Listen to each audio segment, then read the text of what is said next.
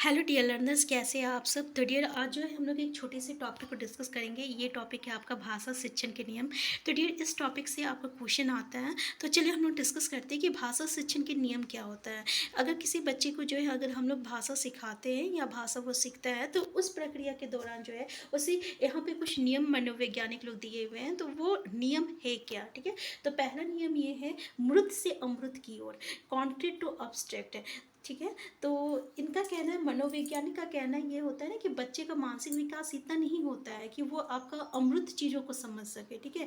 इसका मतलब क्या हुआ कि अगर किसी बच्चे को, विद्यार्थी को अगर हम लोग को कुछ समझाना हो, तो उससे रिलेटेड हम लोगों को उसको वस्तु दिखाए। अगर वो किसी वस्तु को दिखा कर अगर हम लोग उसको समझाना चाहेंगे तो वो जल्दी समझ जाता है, ठीक है। तो ये आपका अमृत से अमृत की ओर हो गया, समझ में आ गया।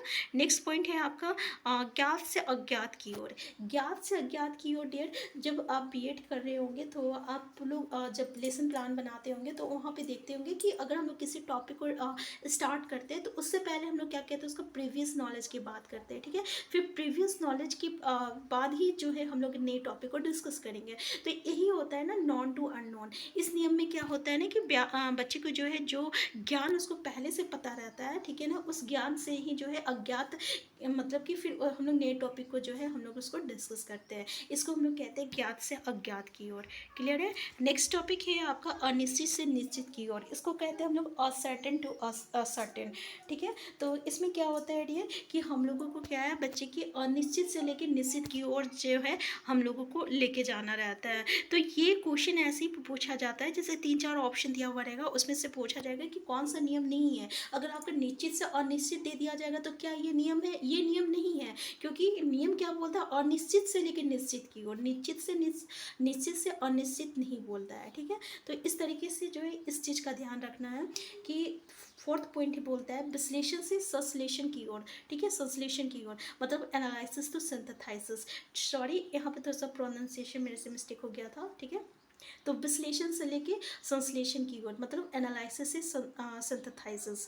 इसका मतलब क्या होता है ना डियर कि अगर किसी अध्यापक को किसी विद्यार्थी को कुछ समझाना हो तो उसको क्या करना पड़ेगा, पहले उस चीज़ को जो है अलग अलग करते हुए समझाना होगा। मतलब छोटे छोटे हम लोग टुकड़ों में बांट देते हैं, अलग अलग करके जो है हम लोग उसको समझाएंगे। फिर उसके बाद क्या है, उसको हम लोग एक साथ मिलाकर स्पष्ट करेंगे, ठीक है। इसको हम लोग कहते हैं एनालिसिस और सिंथेसाइसिस या विश्लेषण से संश्लेषण की ओर, संश्लेषण की ओर। तो देख लीजिए, विश्लेषण से संश्लेषण की ओर बोलता है नियम में, संश्लेषण से विश्लेषण की ओर नहीं बोलेगा, ठीक है। तो यही आपको याद रखना है। नेक्स्ट टॉपिक बोलता है आगमन से निगमन की ओर। देखिए ये टॉपिक बहुत ही इंपॉर्टेंट है। और देख लीजिए आपका 4 पेडालॉजी है ना, 4 पेडालॉजी में से एक एक क्वेश्चन आगमन और निगमन से आएगा, यानी 4 क्वेश्चन जो रहेगा ना इस टॉपिक से आना ही है, ठीक है। इंडक्टिव और डिडक्टिव मेथड, ठीक है।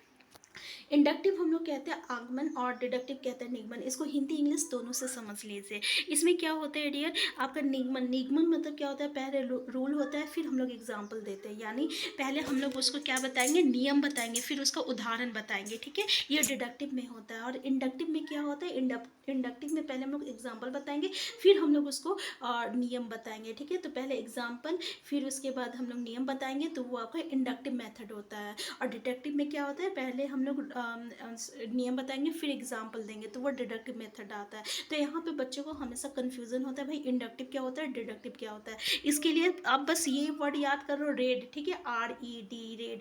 रेड, डी मतलब होता है डिडक्टिव, ई मतलब होता है एग्जाम्पल, आर मतलब रूल। यानी पहले रूल रहेगा फिर एग्जाम्पल देंगे, तो वो डिडक्टिव मेथड में रहता है, मतलब निगमन में आएगा, ठीक है। तो आगमन अपने आप याद हो जाएगा। क्लियर है। तो इसमें क्या होता है डियर, पहले हम लोग क्या बताएंगे, रूल बताएंगे, फिर उसका एग्जाम्पल देंगे, फिर उसके बाद वो क्या कहलाएगा, आपका डिडक्टिव मेथड में कहलाएगा।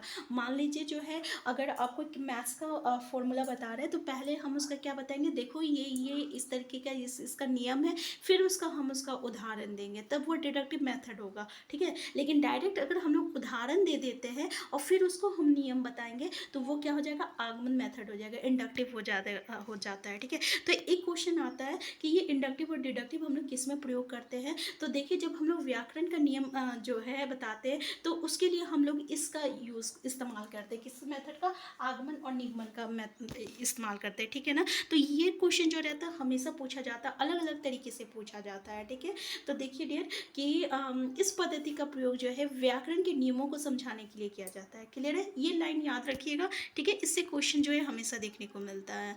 नेक्स्ट क्वेश्चन है आपका मनोवैज्ञानिक से तार्किक की ओर, साइकोलॉजिकल टू लॉजिकल। इसका मतलब क्या होता है ना डियर कि पहले बच्चे को हम लोगों को उन विषय को पढ़ाना चाहिए जिसमें उसको इंटरेस्ट है, ठीक है ना। फिर उसके बाद ही जो है हम लोग उसको उसका जो है तार्किक मतलब कि पक्ष के बारे में हम लोग उसको बताएंगे, ठीक है। तो पहले उस चीज़ पे हम लोग उसका, जिस चीज़ में उसको इंटरेस्ट है उस चीज़ में उसको हम लोग पढ़ाएंगे, फिर उसको पढ़ाते पढ़ाते क्या है उसका हम लोग तार्किक की ओर लेके जाएंगे, ठीक है। इसको हम लोग कहते हैं मनोवैज्ञानिक से तार्किक की ओर। नेक्स्ट है आपका विशेष से सामान्य की ओर, इसको कहते हैं स्पेसिफिक टू जनरल। इस नियम में क्या होता है ना डियर कि पहले हम लोग क्या कहते हैं कि उसका जो विशेष ज्ञान होता है ना, उससे हम लोग उसको सामान्य ज्ञान की ओर ले जाते हैं, ठीक है ना। विशेष मतलब कोई स्पेसिफिक का बात कर रहा है, किसी एक चीज़ का बात कर रहा है, उसके बाद ही हम लोग क्या करेंगे, सामान्य की ओर ले जाएंगे, ठीक है। तो देखिए स्पेसिफिक टू जनरल बोलता है, जनरल टू स्पेसिफिक नहीं बोलता है, आपका ही याद रखना है कि ये विशेष से सामान्य की ओर बोलता है, ठीक है। तो यहाँ पे क्या बोल रहा है, पहले क्रिया को प्रस्तुत किया जाए तत्पश्चात सामान्य निष्कर्ष पर पहुँचना चाहिए। ये लाइन याद रखिएगा कि पहले हम लोगों को इस नियम के अनुसार क्या होता है कि पहले बच्चे की क्रियाओं का, बच्चों के सामने क्रियाओं को प्रस्तुत किया जाए, फिर उसके बाद ही हम लोग सामान्य निष्कर्ष पर हम लोगों को पहुंचना चाहिए। ये है आपका विशेष से सामान्य की ओर, ठीक है ना। क्लियर है। नेक्स्ट है आपका सरल से जटिल की ओर, मतलब स्पेसिफिक टू कॉम्प्लेक्स। क्या है, पहले इस नियम में क्या होता है डियर, बच्चे को जो मतलब ईजी है ना, पहले हम लोग उसी को बताएंगे ना, कि डायरेक्ट उसको हम लोग बहुत हार्ड चीज़ दे देंगे तो उसको फिर समझ ही में नहीं आएगा। इसलिए हम लोगों को क्या करना चाहिए कि पहले बच्चे को जो है सरल चीज़ बताएंगे, फिर उसके बाद उसको हम लोग हार्ड चीज़ बताएंगे। जैसे कि मैथ्स जब हम लोग पढ़ाते होंगे, तब जब आप पढ़े होंगे बच्चे में, तो उस समय क्या होता है ना कि पहले हम लोग जो इजी है ना, इजी तरीके से सीखते हैं, ठीक है, इजी चीज़ सीखते हैं, फिर उसके बाद ही हम लोग उसके हार्ड क्वेश्चन को सॉल्व करते हैं, ठीक है ना। जैसे कि अगर आप मैथ्स का क्वेश्चन सॉल्व कर रहे हो, तो जब आप स्टार्टिंग करोगे तो उसमें क्या है, पहले आपको जो है इजी जो है सिखाया जाएगा, फिर उसके बाद जो है आपका हार्ड क्वेश्चन दिया जाएगा, ठीक है। तो इसी को कहते हैं सरल से जटिल की ओर, मतलब स्पेसिफिक टू कॉम्प्लेक्स होता है, कॉम्प्लेक्स टू स्पेसिफिक नहीं होगा। तो ये चीज़ इस बात को आप लोगों को इसमें ध्यान देना है, ठीक है। तो क्वेश्चन इस तरीके का इसमें पूछा जाता है। पहला क्वेश्चन देखिए कि उदाहरण देकर नियमों का निर्धारण करना। देखिए इसमें पहले क्या दिया, एग्जाम्पल दिया है, फिर रूल बता रहा है। तो ये किस में आएगा, विशेष से सामान्य की ओर नियम में आएगा, सरल से जटिल की ओर नियम में आएगा, या मनोवैज्ञानिक से तार्किक की ओर नियम में आएगा, या आगमन से निगमन की ओर नियम में आएगा। तो डियर ये किस में आएगा, तो आंसर 4 इसका करेक्ट हो जाएगा, आगमन से निगमन की ओर आएगा, ठीक है ना। इसमें क्या कर रहे हैं, पहले हम लोग उदाहरण दे रहे हैं, फिर उसका रूल बता रहे हैं। तो ये किस मेथड में आएगा, इंडक्टिव मेथड में आएगा, मतलब आगमन नियम में आएगा, ठीक है ना। क्लियर है। नेक्स्ट क्वेश्चन है आपका, देखिए कि भाषा शिक्षण में व्याकरण पढ़ाने के लिए प्रयुक्त किया जाने वाला सिद्धांत या नियम कौन सा है। आवृत्ति का सिद्धांत, अनुकरण का सिद्धांत, आगमन का एवं निगमन का सिद्धांत, या अनुबंधन का सिद्धांत। तो अभी हम लोग पढ़े थे ना कि आगमन और निगमन का नियम जो रहता है हम लोग व्याकरण सिखाने के लिए इस्तेमाल करते हैं, ठीक है ना। तो ये जो टॉपिक होता है, इस टॉपिक से हमेशा आपको क्वेश्चन दिया जाता है। और भी बहुत सारे क्वेश्चन हैं, लेकिन आज के क्लास में हम इतना ही रखते हैं।